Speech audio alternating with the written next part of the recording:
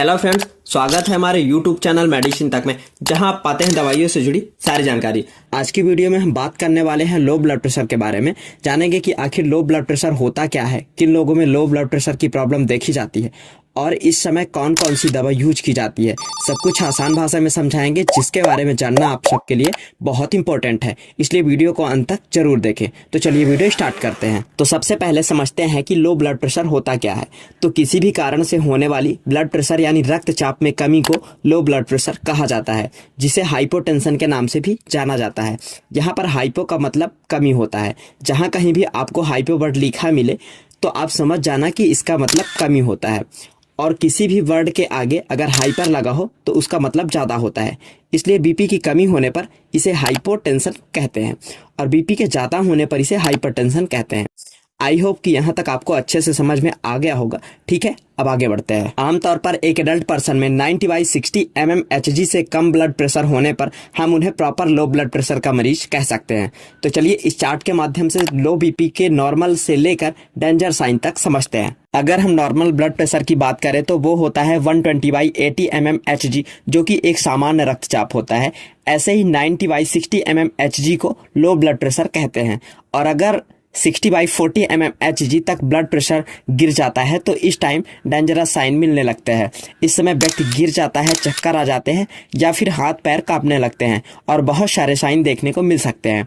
और अगर 50/33 mmHg तक ब्लड प्रेशर गिर जाए तो यह काफ़ी खतरनाक होता है और व्यक्ति की जान भी जा सकती है। बीपी को कुछ इस तरीके से लिखा जाता है जैसे 120/80 mmHg। ऊपर वाले ब्लड प्रेशर को सिस्टोलिक ब्लड प्रेशर कहा जाता है तथा नीचे वाले ब्लड प्रेशर को डायस्टोलिक ब्लड प्रेशर कहा जाता है। अब आपको बता देते हैं कि लो ब्लड प्रेशर 3 प्रकार का होता है।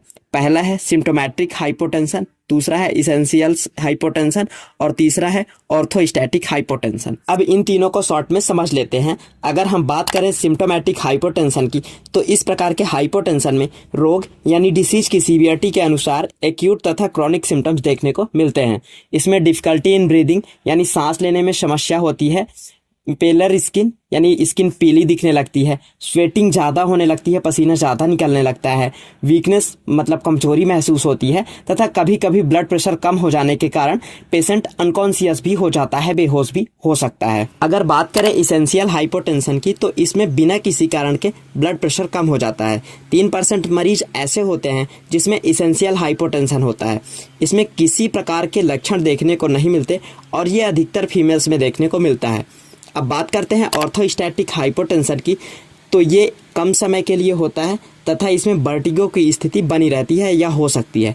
मतलब मरीज द्वारा हार्ड वर्क करने पर या फिर अचानक खड़े होने पर उन्हें चक्कर आ जाता है। इस प्रकार के हाइपोटेंशन में सबसे कॉमन बात यह होती है कि पेशेंट के खड़े होने पर ब्लड प्रेशर कम हो जाता है, जबकि पल्स रेट वैसी ही बनी रहती है। ऐसे पेशेंट में ब्लैकआउट की स्थिति भी बन जाती है। यहाँ तक आपको अच्छे से समझ में आ गया होगा, इसलिए अब आगे बढ़ते हैं। अब जानते हैं कि अगर किसी का बीपी लो होता है तो क्या क्या सिम्टम्स देखने को मिलते हैं, जिससे यह समझा जा सके कि उस व्यक्ति का बीपी लो हो गया है और उसकी जांच करना जरूरी है। तो इसके लिए लो बीपी के सिम्टम्स देख लेते हैं कि क्या क्या लक्षण देखने को मिल सकते हैं।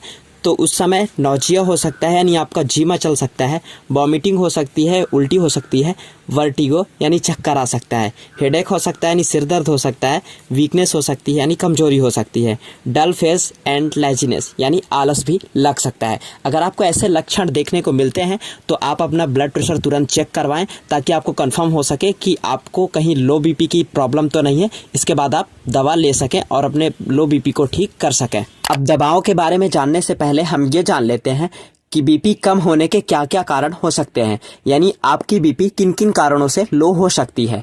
तो फिजिकल वीकनेस यानी शारीरिक कमजोरी के कारण, अगर आपको शारीरिक कमजोरी है तो उस कारण से भी आपकी बीपी लो हो सकती है।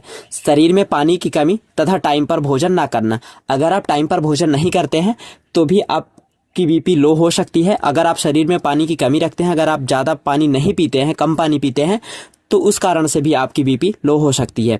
अधिक फिजिकल तथा मेंटल वर्कलोड, अगर आप फिजिकल वर्क ज़्यादा करते हैं, मेंटल वर्क भी ज़्यादा करते हैं, तो उस कारण से भी आपकी बीपी लो हो सकती है।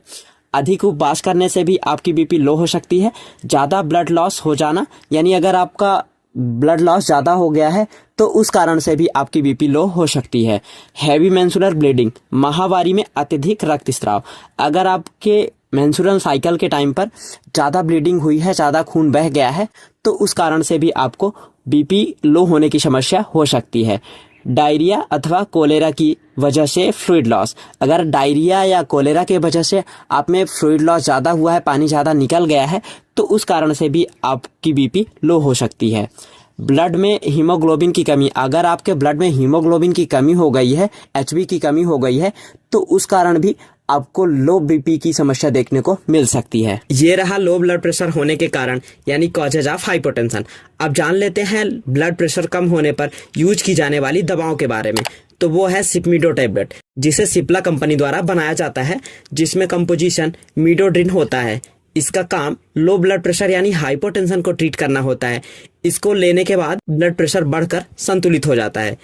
इसके डोज की बात करें तो इसे 2.5 mg से लेकर 10 mg तक लेने की सलाह आपके डॉक्टर द्वारा दी जाती है।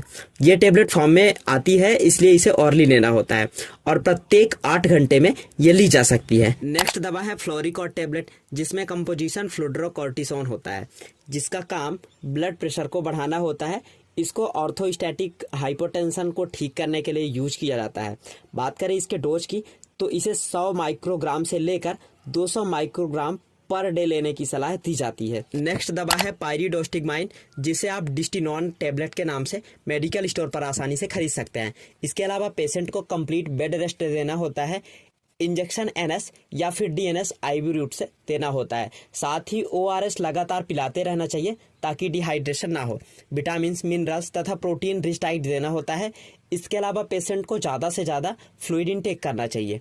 इसके अलावा सिम्टोमेटिक ट्रीटमेंट देना होता है, जैसे अगर नोजिया या वॉमिटिंग होती है तो ओंडानसेट्रॉन देना होता है। वर्टिगो होता है तो उस टाइम पर वर्टिन टेबलेट दे सकते हैं। हेडेक होने पर कोई भी पेन किलर टेबलेट जैसे एसिक्लोफेनिक, डाइक्लोफेनिक, पैरासीटामोल इत्यादि दे सकते हैं। और वीकनेस हो जाने पर ड्रिप के साथ एमबीआई इंजेक्शन भी दे सकते हैं। इसके अलावा यदि ये प्रॉब्लम आयरन की डेफिशिएंसी के कारण हो रही है तो आयरन की टेबलेट या फिर सिरप दे सकते हैं। तो ये रहे लो बीपी के कारण, लक्षण और इलाज। अगर जानकारी आपको पसंद आए तो वीडियो को लाइक करें, शेयर करें। साथ ही यदि अभी तक आप हमारे चैनल मेडिसिन तक को सब्सक्राइब नहीं किए हैं तो जल्दी से सब्सक्राइब करके बेल आइकन प्रेस कर लें, ताकि आने वाली वीडियो की नोटिफिकेशन सबसे पहले आप तक पहुँच सके। आप देख रहे थे अपना यूट्यूब चैनल मेडिसिन तक। Thanks for watch.